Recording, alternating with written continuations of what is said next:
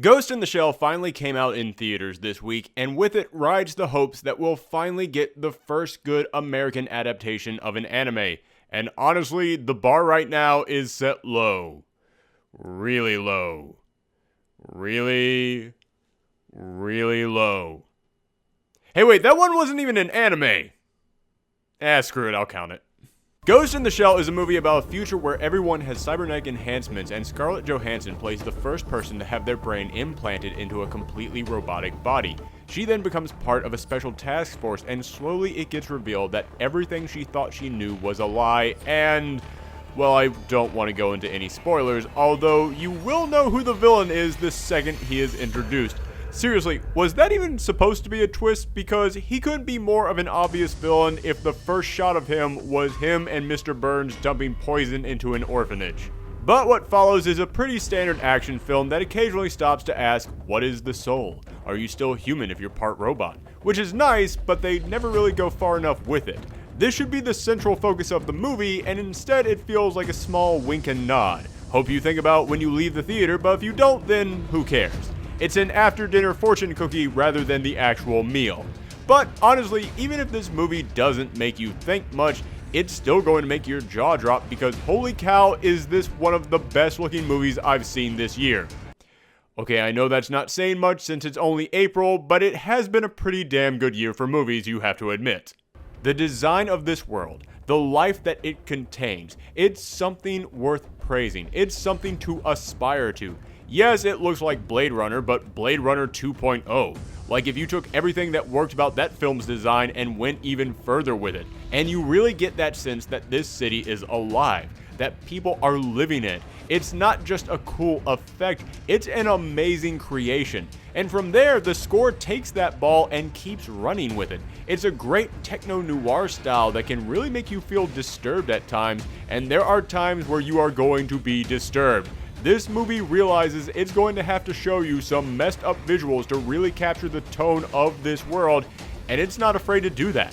I felt queasy after this was all over with. So visually, this movie is an absolute success. The director and cinematographer and so many other people who worked on creating this world really had a vision and they made it come to life.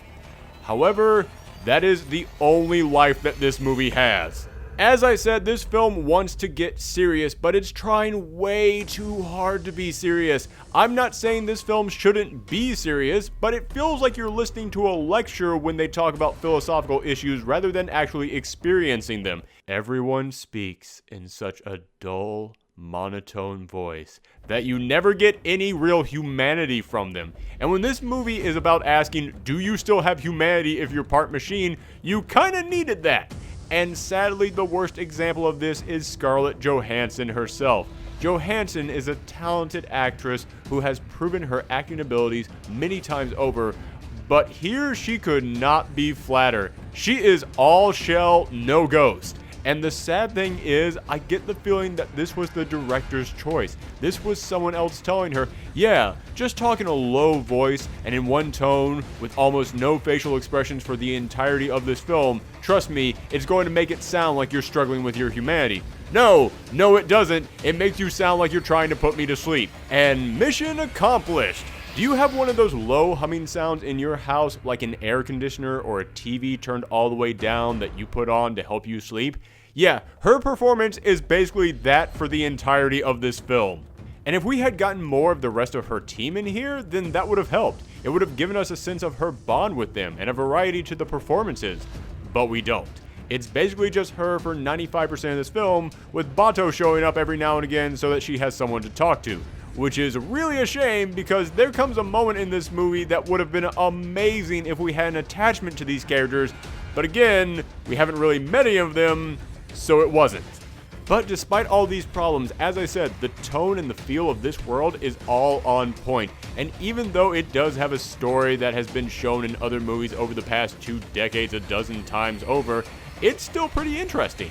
And they could have brought up the important issues about humanity far more, but they are still there just enough for me to give it a pass.